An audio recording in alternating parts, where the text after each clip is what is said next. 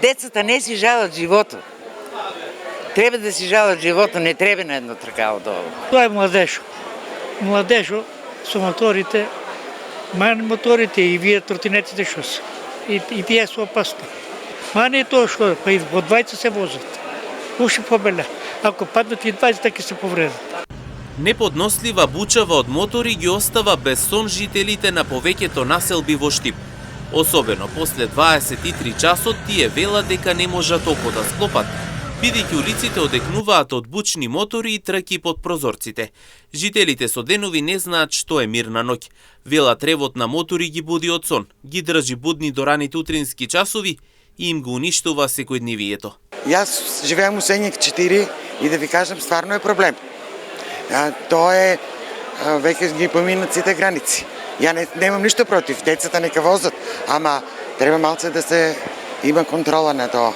Ја не знам како имат храброст тие деца на таков начин да возат. Тоа е страшно. Култура за култура веќе да не зборуваме, далеко сме од културата. Па родителите викат, ама не ги слушат. Не ги слушат така. Не е до родителите. Па не, они воспитуват, ама не ги слушат. Јас се викам, без кацига не се вози. И ненормално не се вози. Ама... Да, вози се. Многу. Па добро, точно сметот. Криви се родителите. Прво е родител што му дозволува да вози. Нема 13-14 години земал и тер, дек. Има ги. Ни цел град се движи. Нема. Жителите од населбите додаваат дека на младите моторџии ред ниту родителите не можат да им стават.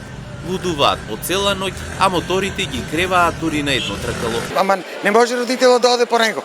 Оно излезе од дома, ама сигурно родител не му вика вози на едно тркало. Дете, јас сум со количка, инаку сум со помагало, стварно е страшна работа. Може да те однесе, ако не внимаваш ти, они не внимават. Ама тоа што не можеме да приспиеме, сега веќе уште и потопло, времето они возат со неодредена брзина. Од секторот за внатрешни работи Штип вела дека работат на решавање на проблемот и апелираат до граѓаните на одговорно однесување, почитување на јавниот ред и безбедноста во сообраќајот, особено во доцните часови. Дополнително полицијата ги повикува жителите активно да пријавуваат секое нарушување со точна локација и време за полесно и побрзо делување.